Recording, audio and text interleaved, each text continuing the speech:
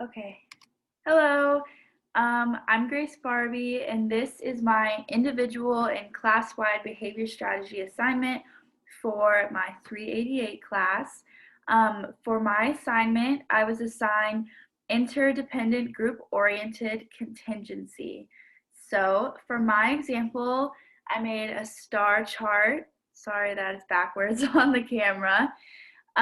STAR stands for safe, teamwork, and respectful. So this chart would help to maintain a positive behavior in a classroom by rewarding an entire class for the behavior of the entire class. So every student would participate. For this specific chart, to implement this, you would first gather the class and have them vote on the reward that they would like to receive after completing the chart. So an example of this would be a pizza party or extra recess time. I would suggest that the teacher already have those choices designated and then have the class vote on those choices. After the class votes and comes to a common decision on what they want the reward to be, you would introduce the chart to the class. You would describe to the class that every student will participate in the chart, and in order to reach the reward, the entire chart needs to be full. You would also display the chart in a place in the classroom that every student can see, so they can see like the progress that they're making towards their goal.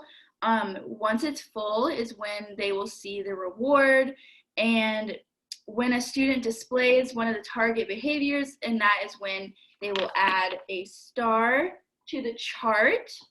So if a student did something that displays being safe, they would add a star under the S column. So for this specific example, I only have 4 squares per letter. But depending on the classroom, I would suggest this example displays like if there was only 4 students in the classroom, which isn't very realistic. So it would be a lot bigger in a real classroom. This is just an example. But I would have a square for each student, but you would not designate the square for the student in order to avoid blaming in the classroom, which is not the goal of this strategy. It's supposed to bring the group together. So you would not designate a square for the student, but you would have enough squares for each student. And yeah, once the whole chart is full is when the students would see the reward.